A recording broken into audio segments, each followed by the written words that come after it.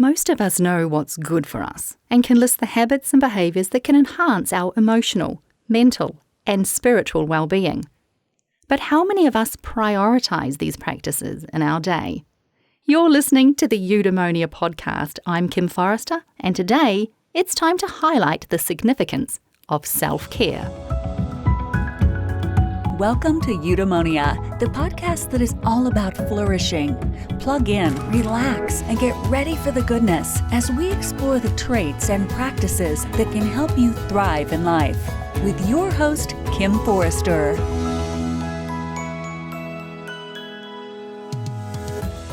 Peta Sigley is co-founder and Chief Knowledge Officer at Springfox, previously known as the Resilience Institute in Australia. And she is the voice of the Resilience Real-Time podcast.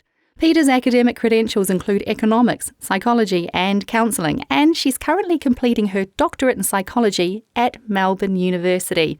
It's my absolute delight to be connecting with Peta today to discuss how profound self-care can help us build resilience and live happier, more fulfilling lives. Peta Sigley, it's just such a delight to have you here on the Eudaemonia podcast. How are things with you in Melbourne today?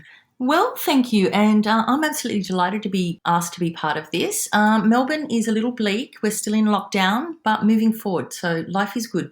Well, I'm so pleased that you could be here with me today. Now, researching for this particular interview, Peta, the first thing I noticed was how broad and ambiguous our collective definition of self-care can be, and just how little we actually understand about what it is to truly care for ourselves. Your work is very much grounded in the concept of resilience. How do you define self-care from your perspective? That is a fantastic insight to recognise that more often than not when we're dealing with concepts, whether that be around self-care or resilience, that we really aren't ever given a really clear, concise definition. There's lots of things that come into play here. And self-care, very much like resilience, they're entwined. So recovery of self is crucial for this concept of resilience. And our global research around resilience, looking at some 21,000 people, really highlights this. So what we see when people are reporting low levels of resilience, they really report poorer elements around self-care. So there's high levels of fatigue, worry, hypervigilance, insomnia, self-doubt, and that ends up resulting in them being really self-critical. So simplistically, no recovery equals no resilience, and lack of self-care is really reflected in the things that really bring us undone when we start to talk about the concepts of resilience, and that's supported by lots of other research. So we're seeing people really rely on coping behaviours that have become dysfunctional, and what ends up happening is their self-care, their resilience is compromised. So resilience, multidimensional construct of which self-care is only one component. And for many people, when we talk about self-care, they're really thinking diet, sleep, exercise, that trilogy, and that's certainly part of it. But that's only really one component of what we would call a performance supply chain. And self-care also is very much present in our emotions, our thinking, and understanding our purpose. So I think the year 2020 has been an exercise in resilience for most people around the world, Peta. And so what you're saying there is that these are the kinds of times that we should turn to self-care, that we should amplify self-care in order to ensure that we are building and maintaining the kind of resilience that we need to not just cope, but to actually bounce forward from these sorts of situations in our life. Is that right? Absolutely. So interestingly enough, a lot of the behaviours that we're seeing people engage in now are really around coping. Resilience comes with growth and adaptation. So the resilience we build from something like COVID and the pandemic is what will hold us in good stead for what we will use in the future. So the resilience skills that we're relying on and the self-care that we would utilise for self will go a long way to sustaining us around resilience and well-being as we go through something like COVID. I love that idea. So it's not just a matter of coping and getting through these situations, but actually growing and learning and evolving and coming out at the other end feeling stronger and more able to face the future. Absolutely. So, resilience is all about adaptation and growth, and self-care is a fundamental component of that. Now, some of the integral daily practices that you encourage seem to me to be pretty self-explanatory, right? You encourage us to care for ourselves through gentle exercise and meditation. But you also note that monitoring our inner monologue is an important part of self-care. Why do we engage in detrimental mental activity, Peter? And what can we do to be more caring of ourselves when it comes to what we choose to think about, to what we choose to dwell on? So we do arrive in the world pre-programmed. It is human nature to find fault and look for threat, and that is very much a survival mechanism. So it's really important to recognise at this point that negative thoughts aren't wrong, or that we are looking to remove all negative thoughts. That's not healthy either. Where it starts to come into play in terms of this inner monologue that you're talking about is where we get caught up in the space of rumination. So this is where we're spending time with repetitive negative thoughts, and that's what really stops us moving forward. It really heightens that level of anxiety, that feeling of being out of control. The byproduct of that can be anger, and we're really struggling to operate within a positive space. So when we're talking about self-care and mental activity and moving forward away from the negative, we're really speaking about building agility around our thinking. So we're looking to work more often in a space of realistic optimism. And so that's the understanding that today is a challenge. It is difficult. There is uncertainty, but tomorrow will be better. And so the skills that we're looking to work on are really our ability to reframe and reframe quickly. And I think it's really helpful. And what I find helpful when I work with people is to give them little catchphrases to hang on to. So when it comes to thinking, we always talk about catch, check, and change. Can I catch that thought? Check it. Is it serving me well? Is it serving me poorly? And if I need to, can I change, reframe? Catch, check, change. I love this whole concept of caring for ourselves through caring about what we're thinking about. Our mind is an incredibly powerful ally when we use it wisely, isn't it, Peter? And so in that case, is it helpful for us to set an intent when we engage in any act of self-care? Is it best to consciously tell ourselves, right, I am draining stress from my body. I am letting go of unhelpful thoughts and emotions as I go for this walk in the forest? Or does our intention have no impact on the outcome of our self-care practices at all? Okay, so our intentions are a reflection of our level of respect for self and how we value ourselves. So it's important to recognize that the neurons that fire together wire together, and you'll often hear people use that very phrase, neurons that fire together wire together. So what we think and feel will influence what we do and directly impacts outcomes. So yes, it is really helpful to be setting an intention. It provides goal clarity and it helps with maintaining motivation and agency, that sense that we have control, that we can do something. So when we understand the why of what we're doing, then we're more likely to follow through with action. And so some of those intentions can be very much around the positive. I would like to do this. I would like to achieve that. But sometimes the intentions around stopping doing some of the things that we don't find are helping us. So when we start to look at the things we really want to let go of, I often talk to people about the philosophy of don't versus the philosophy of can't. When you say, I don't do that, or I don't eat high-fat treats, the choice of don't gives you agency, control, and you're not feeling as though it's being placed upon you, that it's so strict that you can't step outside that. It's about giving you ownership of the behaviours that you're looking to adapt and change. So with all that said, there's also a need to connect intent to action. So therefore, we need to start creating tiny little habits that really tie into bigger practices around self-care. My concern there is that many of us, I think, might set an intention and then not actually follow through, right? Or set an intention and fall short of what we would expect of ourselves. Is it self-caring to set an intention, fall short, and then go into self-recrimination or self-criticism? That doesn't seem to be a particularly caring thing to do for self. What do we do in those moments? No, I don't think that is helpful, and I would certainly shy away from that. And you know, if you have that perfectionist personality type where, you know, it's 100% or it's nothing, then really you need to be very mindful of what those intentions are. So you're really looking at small, achievable milestones with the degree of flexibility and understanding that, you know, life isn't perfect. Things do get in the way. It's about being able to come back and pick it up again. So often when we talk about intent, I often ask people to think about giving different days of the week a different level of intent. So whether that's around self-care for exercise or sleep or mindfulness or meditation or building positive emotions, so that each day you've got something new to focus on and that you can recalibrate as you go through the week. And so you're less likely to lose motivation, and it doesn't mean that you stop once you haven't been able to achieve what you were looking to achieve. So having lots of little practices, the sum of those far greater than just having that one big purpose that you're looking for. That sounds very wise. You were speaking there of the don't principle versus the can't principle. It's actually something that I have applied in my own life because personally I've been a bit of a people pleaser all of my life. And I do want to know, from your perspective, how important is it for us to practice the words no and the word help if we're committed to truly caring for ourselves? So this is a really, really important concept, and we definitely see differences by gender here.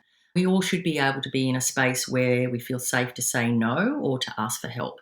But much of this behaviour, and particularly around gender, is driven by strongly held societal norms. We know that. So men reporting higher levels of decisiveness definitely feel more confident to say no. They're seen as assertive, strong leadership qualities, acting with courage. Whereas for women, we often speak about getting over this disease to please, which often means that we end up doing things that we don't really want to, or don't challenge the comments and the opinions of others that we find disrespectful or not reflective of our opinion. And so we're really driven by this pressing need to be liked. And many may feel that if you say no, then you're not seen as a team player or you're not viewed as assertive but aggressive. In other words, we overinvest in the opinions of other people, which will often mean that we're left without our own voice. So that really speaks to the female aspect of gender differences and really around that ability to say no. Interestingly enough, when we look at the effectiveness of things like positive education programs in school, which is really designed to promote mental health, resilience and well-being, one of those core competencies within those programs is for students, adolescents in particular, to understand where and how to ask for help. And this is the flip side when I start to talk about gender, because men tended to display poorer help-seeking behaviours. And this is something that society is really trying very hard to correct, particularly around mental and physical health. So you'll notice there's particular focuses around talking around mental health, particularly at a professional sports level.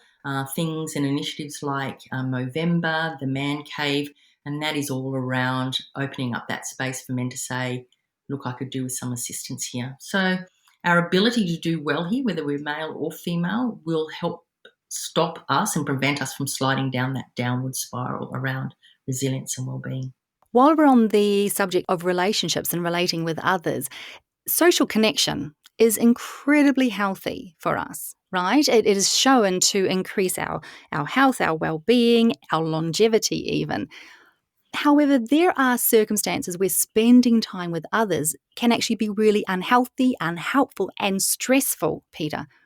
What should we look for when connecting with others as an act of self-care? So how do we balance a need for social connection and a sense of belonging with our own needs for nurturing? Yes, and this is something that most people really probably struggle with. As human beings, we're definitely pack animals and we're designed to be in tribes. And our relationships, as you quite rightly said, are critical for our well-being and mental health. And the state of COVID that we currently find ourselves in has resulted in an absence of those connections. And so what we see highlighted is that there's this distinct lack of awareness or under appreciation of how important our social interactions are, particularly the very simple work interactions. Yet, I totally agree with you, we do need to have our own space to reflect, consolidate, and recover. If we were to talk about how we socially invest with other people, most of us would say we want to be present for others such that we're operating in a place of compassion, with empathy, which means we bring curiosity about others and we're seeking to understand and appreciate different perspectives. We're resonating with how people feel and we're connecting in a way that people know that we understand where they're coming from. If we don't allow ourselves to step away and recover, we're more likely to find that we're sitting in a space of indifference or ignorance, contempt, and interestingly, at times over-caring. So that definitely leads to burnout. So in terms of that balance, we're being mindful that emotions are contagious And we are also susceptible to the emotions and actions of others. So we're all likely to have worked in a team where one person has been really critical, negative, argumentative, or always sad or flat, and that has definitely had an impact on the rest of the team. And people can often walk away feeling very drained, feeling unfulfilled.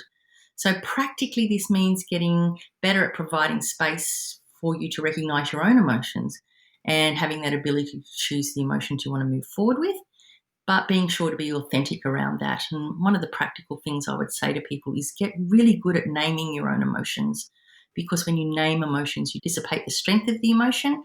But emotions are those data points that give us insight as to how we're travelling and whether we are being rewarded for those interactions that we are having with others. Peter, I think very few people realise how self-loving it is to get a good night's rest. If we've had a rough day and we have the choice between a glass of wine and a Netflix movie and going to bed early, why should we choose bedtime? So if it's a choice between a glass of wine, Netflix, and sleep, the choice is always sleep. Why? Because the quality and the duration of our sleep definitely determines our daytime effectiveness. So it gives us time to recover, regenerate, and we tend to function better. So better emotional stability and cognitive performance. And when we're not sleeping well, we know that our whole immune system tends to suffer. So quality and sleep duration impact our choices around diet and exercise, which is important for self-care.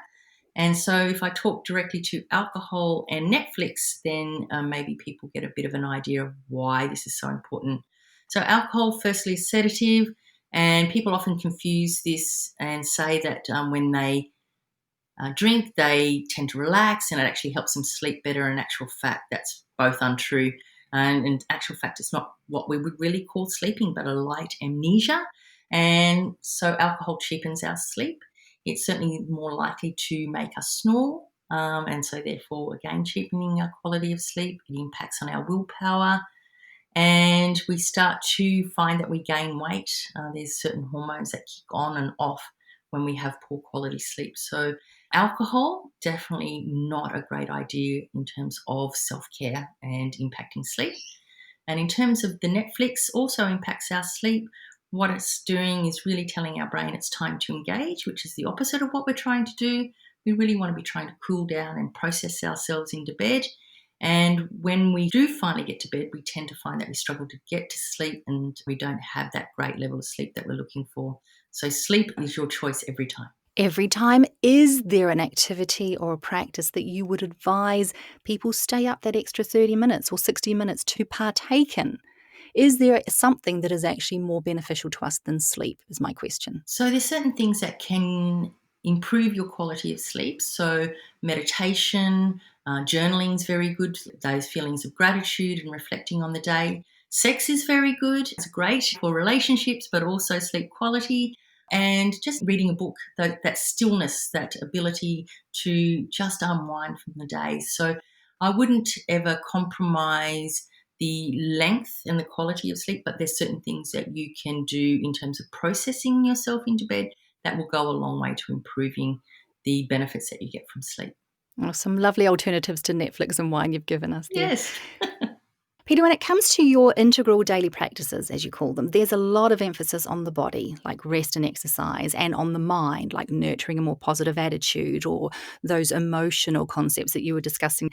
In your experience, how helpful can it be to also engage in more, shall we say, soulful practices, like pursuing meaningful activities or finding awe or seeking inspiration in life? Do you believe that there's also a positive effect that comes from engaging in those sorts of practices on our resilience and on our well-being? The simple answer to this is absolutely yes.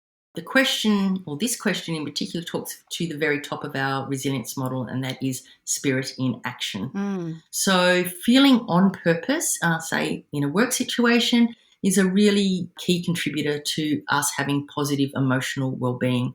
So that ability to define and understand our purpose results in us living longer, healthier lives, reporting higher levels of happiness, greater life satisfaction, and that's across all domains of life. So the need to be clear on the why you're doing something is really important if you're wanting to have sustainable changes in behaviour.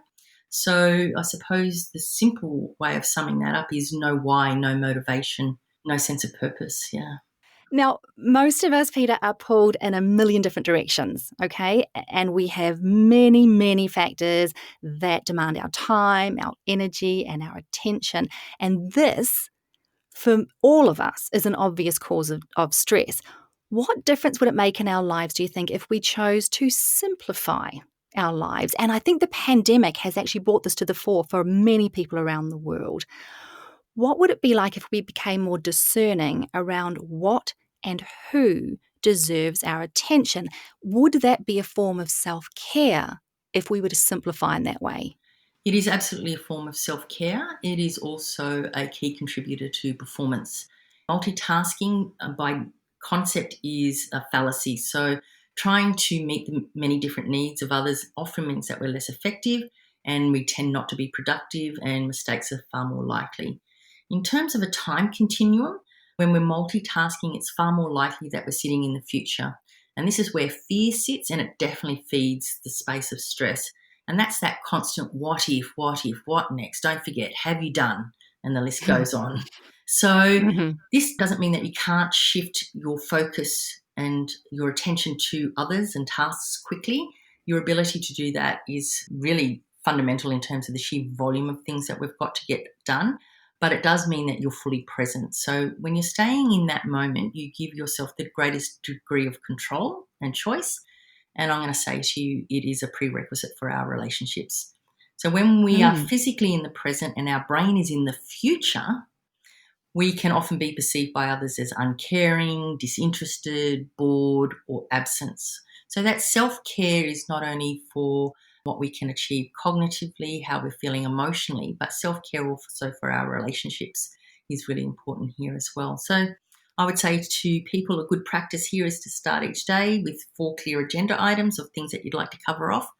And that doesn't mean you can't change the order or you can't swap something in or out. It's about recognizing some of the things that you can get done, and some of the really simple things are just as important. What we're really wanting to do is to give our brain a win each and every day. And by staying that sole focus or simplifying, as you quite rightly said, is a really good way of achieving that. Peter, is self-care something that we can actually practice to excess? You are very, very careful in your work to admit that stress, or some stress, is actually good for us. Do you think it's actually possible for us to over-focus on self-care to the point where we eliminate just about all the stress in our life? And what is that going to do to us? Is it detrimental to us if we over-focus on caring for self? I think it's probably nearly an impossibility to remove all stress, but people do become quite preoccupied with it. Interestingly, overwhelmingly, when I speak to people about stress, they tend to think only of negative stress, or what we term distress. So when I ask them to define stress, I tend to get lots of one-word responses such as fatigue, anger, insomnia, can't sleep, overload, overwhelmed, indecision, loneliness, frustration. What I very rarely get are any words around positive stress or what's termed eustress, such as passion, enthusiasm, motivation, and arousal.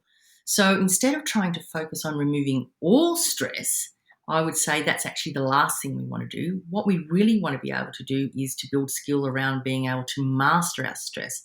And what I talk about here is really moving out of that negative or distress space of stress into the area of positive stress. When we're in that space, then we're able to align for flow. We're able to sit longer in a space of high sustainable performance, and we're able to reach peak performance more often. So not so much remove stress, but work with stress and think about mastering stress. The other thing I would say here is often people confuse stress with pressure. So there's nothing wrong with pressure. We need pressure to perform, and stress is really our perception of our ability to cope. And that's when we internalize that pressure into a reflection on where we're sitting. So often stopping and asking the question, am I stressed or am I under pressure, will go a long way to providing clarity around where you're actually sitting in relation to a particular event or person. Peter, it seems to me that self-care is something that we ought to adjust, right, according to our life circumstances. The when of self-care and the amount of self-care that we need, does that change according to what's happening in our life circumstance. Would you agree that we need to engage more fully and more frequently in self-care when we are actually in stressful situations? And if so, what are the signs that we look for that say, hey, time for some more self-care? I think it is important to recognise that when you are stressed, that you are going to be probably compromising your own well-being. You tend to focus less on self. And so I think that focusing on those self-care practices are critical if we want to really avoid the space of burnout. And you're hearing people talk about burnout more and more. So what are we looking for to recognise that maybe I need to be doing more around self-care? If you're getting easily distracted and you're unable to focus on a task as you would normally do, then that's starting to hit that place of confusion, that entry into that downward spiral. You have increased feelings of feeling overload or confusion. And some of the things that you're saying to yourself, that internal chit chat that goes on, you're literally thinking and saying to yourself, I can't cope, or I'm just getting by. Typically, we'll see increased fatigue. And I'm talking not just about the physical, but also the emotional and the mental. So getting to the end of the day and feeling tired, that's really normal. But if you're there and you're totally spent, absolutely whacked, then that's an indication that things are getting on top of you, so to speak. Finding it harder to switch off between work and home and that days are blurring into each other, pretty good indicator. Trouble with sleep, withdrawing from others, and relying on coping behaviours like food, alcohol, medication that aren't helping, but you're using them to fill a void. They're pretty clear indicators that you need to be having a pinpoint focus around self-care. I'm sort of chuckling quietly to myself here, Peter, because I'm going, well, that was me through lockdown, yeah. and for most people, and the research really supports that, our own COVID surveys supported that in terms of some of the behaviours people were experiencing, but also supported by other areas of research. So McKinsey did a report and they found that 1 in 4 of us were binge drinking at least once a week, that people were using prescribed medication for non-prescribed purposes. That was at a ratio of 1 to 5. And 1 in 7 of us are now using illicit drugs to actually get through the pandemic. So those coping behaviours, and some of us do some of that. Hopefully we're not doing all of that, but when it hits excess, then we're really in trouble. Yeah, well, my current practice of self-care is walking off the COVID curves that I put on during quarantine from the food that I was consuming. Peter, my final question is one that I ask every guest on the Eudaemonia podcast. I normally ask for a practice, a mantra, an affirmation, but in your case, I think it's best if you can perhaps suggest a fundamental daily practice that my listeners can use to engage in profound self-care. Okay, so my mantra, and the one I've been trying to live by for a couple of years now, really is a reflection of our topic today. And this is something I say to myself almost daily, and is something that I offer to others to think about. And that is go gently, go well. And that is about bringing mindfulness to what I do and having awareness of the impact on myself and on others around what I bring to each and every situation. So that's really bringing my performance supply chain into alignment. And again, that's that alignment of body, heart, mind, and spirit. So that's my mantra, go gently, go well. The one practice I would really recommend is around a micro moment to check in. And you really want to be giving people something that they have lots of opportunity to practice and that it's easy to incorporate into the everyday. And so that is around checking in on how you're going. And how I do this is I stop every 90 minutes to focus on just one breath. And there is a great Chrome extension called Breathe that you can set up the timing for this. And what that does is allows me to come back into the moment and to ask myself, well, what are my emotions? What am I thinking? What's my motivation? And that allows me then to move forward with awareness and choice. So that would be the practice that I would ask people to consider. It always strikes me how simple the most profound practices are. For us to thrive and flourish and feel better about ourselves and our lives, it often takes such a simple practice to bring us to that space. So I love what you shared there. Thank you so much. My pleasure. Peta Sigley, if people want to find out more about the work that you do, self-care, resilience, where can they find out more? Okay, so there's a number of different spaces. Our website, www.springfox.com, great place to start. I'm also doing a podcast, and that is really taking and unpicking really key concepts that people that I've worked with keep asking, can you give us more detail on, or how can I share this with my family and friends? And that's called Resilience Real Time with Peta Sigley, and you can get that on any of the platforms that people normally get their podcast. We have a number of books available, from tips around daily practices to resilience to really understanding the science behind resilience. So there are a number of different avenues that people can tap into. Peta Sigley, thank you so much for choosing to come along and be a part of the Eudaemonia podcast. I am very familiar with the work there at Springfox, and I do encourage my listeners to go onto your website, springfox.com, and have a look at the work you do around resilience. Thank you for being here today. My absolute pleasure. Thanks for having me. As American author and activist Parker Palmer once said, self-care is never a selfish act. It is simply good stewardship of the only gift I have, the gift I was put on earth to offer others. Anytime we can listen to true self and give the care it requires, we do it not only for ourselves, but for the many others whose lives we touch. You've been listening to the Eudaemonia podcast. If you'd like to learn more about how to live a truly flourishing life, please subscribe and check out eudaemoniapod.com for more inspiring episodes. I'm Kim Forrester. Until next time, be well, be kind to yourself, and gift yourself some daily self-care.